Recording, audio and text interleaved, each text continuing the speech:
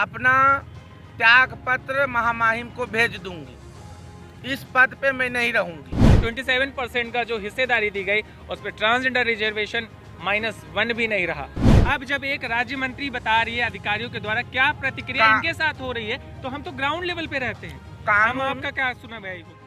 उत्तर प्रदेश में ओबीसी आरक्षण को लेकर जारी बवाल थमने का नाम ही नहीं ले रहा है। अभी तक तो सिर्फ ओबीसी समाज ही इसके पुरजोर विरोध में था, लेकिन अब तो किन्नर समाज भी इस लड़ाई में शामिल हो चुका है। जी हां, योगी सरकार में राज्य मंत्री सोनम किन्नर और प्रियंका सिंह रघुवंशी ने आज पत्रकारों से बातचीत में ये साफ कह दिया कि अगर ओबीसी आरक्षण खत्म किया जाता है तो किन्नर समाज इसका कड़ा विरोध दर्ज करवाएगा। ऐसा हुआ कुछ खास विशेष नहीं है, लेकिन इस बार नगर निकाय के चुनाव में उत्तर प्रदेश से लगभग 22 से 23 प्रत्याशी चुनाव में उतरे हुए हैं। पहले सुप्रीम कोर्ट की जजमेंट आया था जिसमें ट्रांसजेंडर्स को ओबीसी जाति के तहत जोड़ा जा रहा था, लेकिन राज्य सरकारों ने बोला कि हम इनको SC ST में जोड़ेंगे, लेकिन ना जोड़ करके फिर बाद में बात हुई, उन्होंने बोला कि हम इन सभी लोगों को ओबीसी कैटेगरी में आइडेंटिफाई करेंगे। लेकिन मौके पे अधिकारियों के द्वारा जो सूचना जो है दी गई माननीय न्यायालय में, उसकी जो बेस बनाया गया उसमें ट्रांसजेंडर्स को कहीं भी किसी भी तरीके का कोई हिस्सेदारी नहीं दी गई। 27% का जो हिस्सेदारी दी गई उस पर ट्रांसजेंडर रिजर्वेशन -1 भी नहीं रहा। इन्हीं सब चीज़ों का विरोध है। इन्हीं सब चीज़ों की वजह से आपके द्वारा शासन प्रशासन तक अपनी आवाज़ पहुंचाने की पुरजोर कोशिश करी। क्या आपको लगता है कि बीजेपी ओबीसी आरक्षण फिर से दोबारा इसके लिए प्रयास करेगी? बिल्कुल। अभी जहां तक स्टेटमेंट आया योगी जी का, टीवी पे भी चल रहा था,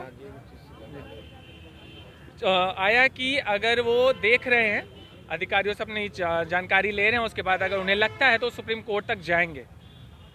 बाकी शासन प्रशासन से हमारी गुरुजी मौजूद हैं, ये भी आपको जानकारी देंगे शासन क्या कर रहा है। जवाबदेही ट्रांसजेंडर्स के लिए सोनम जी के द्वारा बनती है। मैं सर्वप्रथम जो हमारे खंडपीठ लखनऊ बेंच ने संज्ञान लिए उसके लिए मैं दिल से आभार व्यक्त करती हूँ।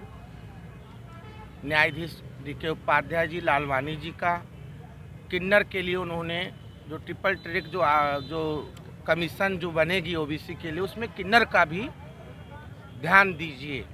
उन्होंने अपने आदेश पारित में ये शब्द शासन को बोले हैं। और न्यायाधीश से देश में आज भी हमारे समाज में, चाहे वो हिंदू हो, मुस्लिम हो, अनुसूचित जनजाति हो, किसी भी समान जो मानव जीवन व्यतीत करते हैं, न्यायपालिका को भगवान मानते हैं और न्यायपालिका एक भगवान स्वरूप है।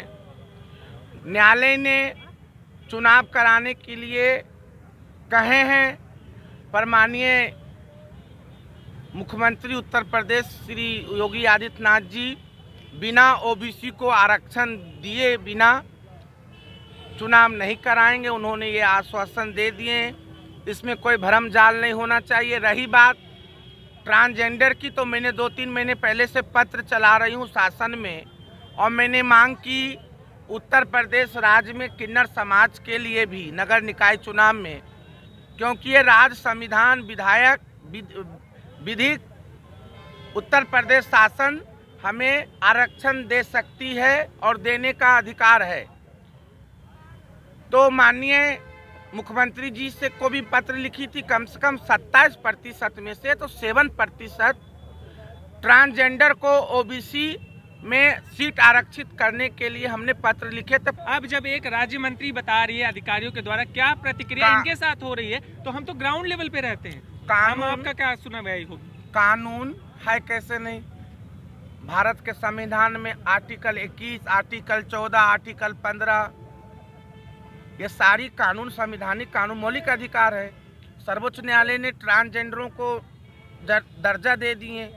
तो हमारा यही मांग है, जो कानून या रिजर्वेशन में किन्नर का भी सीट आरक्षित हो।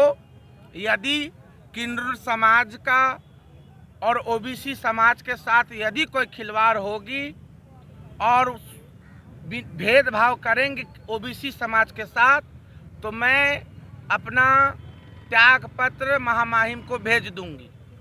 इस पद पे मैं नहीं रहूंगी और मैं भारतीय जनता पार्टी के कार्यकर्ता के रूप में काम करूंगी।